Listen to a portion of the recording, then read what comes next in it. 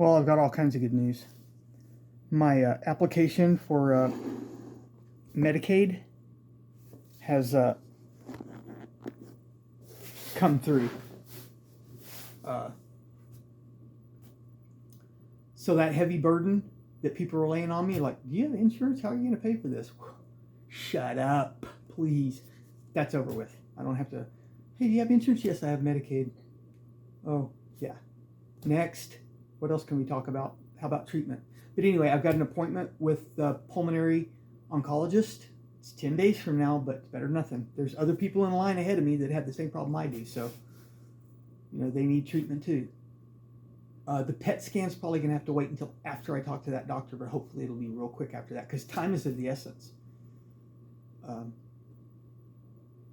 I don't know exactly if this is a fast-growing tumor or a slow-growing tumor. Some of them are slow. I don't care what it is. Like, get this treatment on the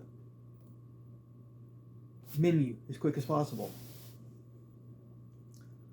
So, that's all good. I'm going to get discharged today so I can get on with my life, do something else. Basically, I have a lot of people to thank. I'd like to thank all the hospital staff. Man, they went to bat for me. Of course, I have to thank myself because I insisted they go to bat for me. I was telling them, you guys either go to bat for me or I'm going to get a lawyer that will. It wasn't veiled threats. It was overt threats of legal action. Oh, okay. It was only to the people that kept talking about, how am I going to pay for this? I had to respond. I mean, they tried to cancel my biopsy. I've been fighting hard. I was real lucky. I was lucky I came into this hospital. I was lucky I showed symptoms. I'll tell the story about that later, about why the symptoms showed up. That's a whole nother story in itself. And it's convoluted later for that. But I was lucky I came to this hospital. It's a real good hospital in a good area, top notch. And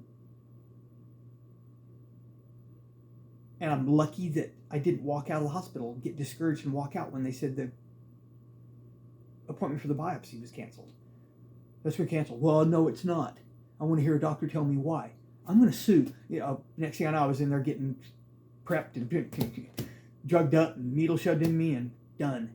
And then they had to hold me overnight and keep me, because I was, you had to be watched because I'd been on the anesthesia, and they had to watch my lung to make sure I wasn't going to have an adverse reaction, like lung collapse or whatever. And then the next day, the doctor's coming in ready to get discharged. I'm like, oh man, I'm kind of stiff. I don't feel good. He said, oh, I'll keep you here another day. And the very next day, I got the biopsy results, which is unheard of. The doctor's like, I've never seen a biopsy result come in that quick. So I got the results while I was here with all kinds of doctors and nurses to like comfort me, basically, instead of being on some street corner hearing it on the phone or getting a sinister phone call. Hey, you need to come in and we need to talk to you. We'll talk to you when you get here. Oh, that would have been days later. So I got it right away while I was in a hospital setting, and I was already here, so let's schedule him for the MRI and the more thorough CT scan. So that got done that day too. Everything got done quicker. And of course, I was here with a cancer diagnosis that sped up the insurance claim. Not claim, but insurance application. So yeah, I thank the hospital staff for going to bat for me for insisting they do, and I'd like to thank the YouTube community that I'm interacting with online. Some of them have had cancer, and they've been helping me with advice on that, or encouragement, like, I've been there, I know what you're going through, this is how it's going to go, especially the insurance part. You're going to get the insurance, dog. Trust me. I'm not going to tell you that. Don't worry about that. And they're right. And a lot of people have been sending me a lot of love, praying for you. Keep your chin up. You like your attitude, blah, blah, blah. You're doing it right. Cool. Thank you, I'm praying for you too. I'm hoping you guys are all healthy, happy, and riches come to you, okay? Me too. As far as my YouTube channel, there's going to be this. I don't want this to be the whole thing. I hadn't planned on this. But it is what it is. I might do some more stories. I've got a gang more stories to tell. That's another one. I'm going to be putting my exercise and my physical fitness and all the holistic stuff into overdrive. I'll be documenting that. A lot of people like that. I guess it inspires them. They're like, this bum can do it. I can do it too. By Jeff's, yeah. I kind of, yeah. Sort of like my adventures. I want to inspire people to go on adventures and do stuff. If I can do it, you can do it, sort of thing. And I got this little devious plot to pull out my ukulele and try to sing a song or two. It ain't easy. I can't do a cover tune. I don't know if I have the skill, and I don't have the wherewithal to get permissions to keep from getting a copyright strike. So I have to write my own music. That ain't easy, you know. But I want to try. I make a fool of myself that way. I want to see. I'm going to do it, and I'm saying I'm going to do it. That way, I'll force myself to do it. Otherwise, I'll look like a coward or an idiot if I don't. I'll be training for the ultra. I'm going to be doing some jogs. I'm going to go get a GoPro. As soon as I get out of here, that's going to be one of the first things I do is go down to Best Buy and buy a GoPro. They got them on sale. I want to get it while it's hot. And so I'll be testing that thing out with the jog. I'm not going to be doing the whole jog. What I'll do is I'm going to do a 2-miler, I think. And I'll get the start, like a 30-second clip when I start, like a 30-second clip halfway through, and a 30-second clip at the end, and maybe a minute of me talking shit about it, you know, just to test out the new camera, see what it looks like, how practice with it, you know.